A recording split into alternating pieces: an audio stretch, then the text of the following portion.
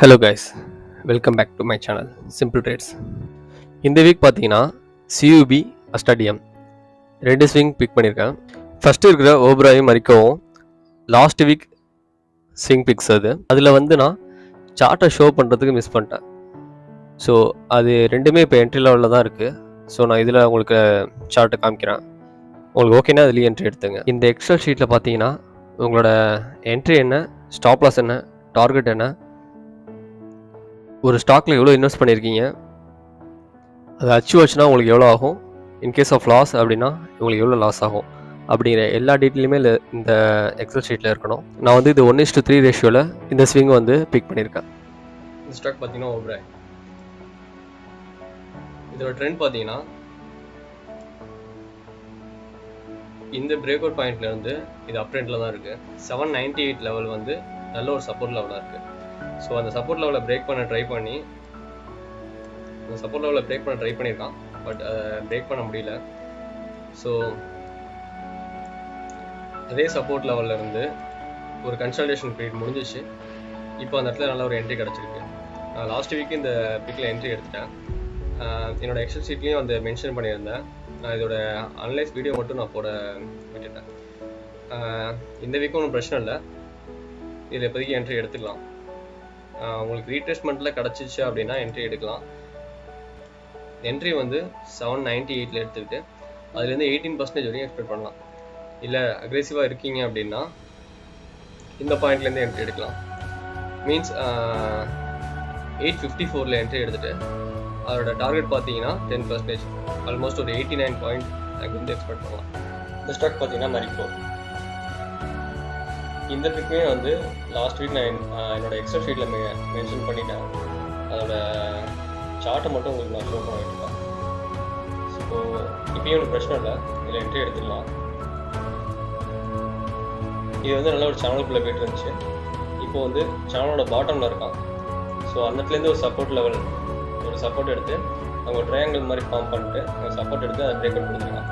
So last week என்னோட எப்படி சொல்லியிருந்தது இந்த இடத்துல அப்படி இருக்கும்போது நான் ப்ரிடிக்ட் பண்ணியிருந்தேன்.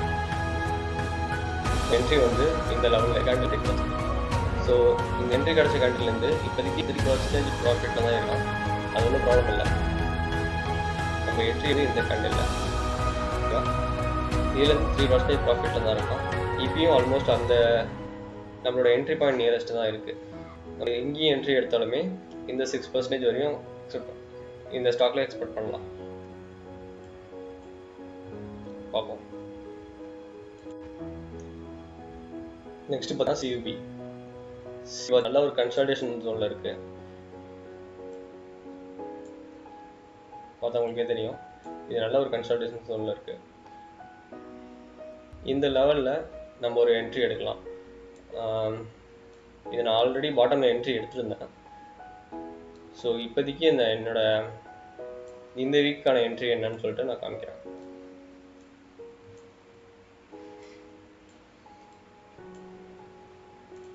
இந்த ஜோன் பார்த்தீங்கன்னா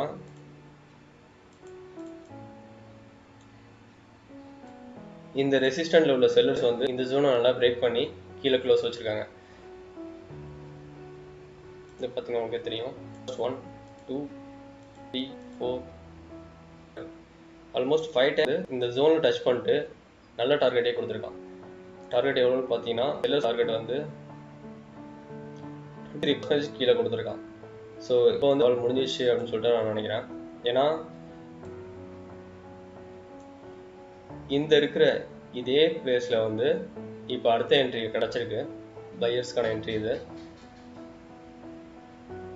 ஸோ சரி, இந்த புல் நல்ல பவர்ஃபுல்லான புல்.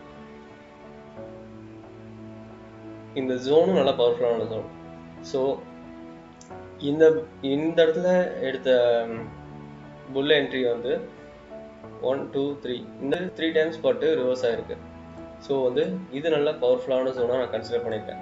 ஸோ இந்த ஜோனை பிரேக் பண்ணி மேலே க்ளோஸ் வச்சுருக்கான். இதில் நம்ம என்ட்ரி எடுத்தோம் அப்படின்னா இது நல்லா ஒரு சாப் என்ட்ரியாக நம்மளுக்கு கன்சிடர் ஆகும். இதில் நம்ம எடுத்தோம் ஆல்மோஸ்ட் ஒரு 24-25% வரையும் இதில் எக்ஸ்பெக்ட் பண்ணலாம்.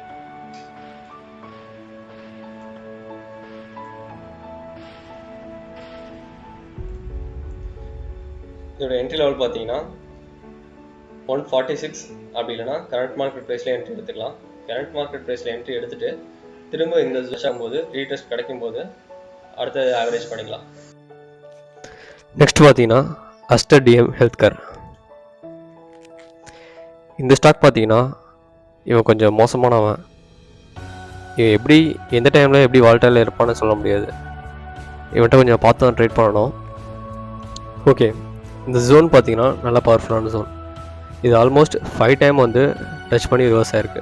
1 2 3 4 5. ஓகேவா, இந்த 5 டைம் ரிவர்ஸ் ஆனதும் செல்லர்ஸ்க்கான நல்ல டார்கெட்டே கொடுத்துருக்கு. ஸோ இது நல்ல பவர்ஃபுல்லான ஜோன் இது. ஓகே, இந்த ஜோனை வந்து நல்ல ஒரு ஃப்ளாஷ் கேண்டில் வந்து பிரேக் பண்ணி மேலே க்ளோஸ் வச்சுருக்கான். ஸோ இந்த கேண்டில்லேருந்து, இந்த க்ளோசிங் கேண்டில்லேருந்து நம்ம நாளைக்கு கரண்ட் மார்க்கெட் ப்ரைஸில் என்ட்ரி எடுத்தோம்னா ஆல்மோஸ்ட் ஒரு 8% வரையும் இதில் எக்ஸ்பெக்ட் பண்ணலாம். இதில் வந்து 3 லெவலில் என்ட்ரி எடுத்துக்கலாம். ஃபர்ஸ்ட் லெவலில் வந்து அந்த ரெட் லைனில் என்ட்ரி எடுத்துக்கலாம், அதாவது லாஸ்ட்டு கேண்டிலோட க்ளோஸ் எடுத்துக்கலாம். செகண்ட் லெவலில் வந்து அந்த ஜோனில் என்ட்ரி எடுத்துக்கலாம். தேர்ட் லெவலில் வந்து இந்த பாயிண்ட்லேருந்து எடுத்துக்கலாம். நம்ம கண்டினியூஸாக போட்டுட்ருக்க ஸ்விங் பிக்ஸோட ப்ரெடிக்ஷன் அண்ட் ரிசல்ட்னு சொல்லிட்டு ஷார்ட்ஸில் ஒரு பிளேலிஸ்ட் க்ரியேட் பண்ணியிருக்கேன். நம்ம எடுத்திருக்க எல்லா ஸ்விங்கோட பர்ஃபார்மன்ஸ் எப்படி இருக்குது, எவ்வளோ பர்சன்டேஜ் ப்ராஃபிட், எவ்வளோ லாஸ் அப்படிங்கிற விஷயம் எல்லாத்தையுமே அந்த ஷார்ட்ஸ் வீடியோவில் மேக் பண்ணி போஸ்ட் பண்ணுறேன். தேங்க்யூ.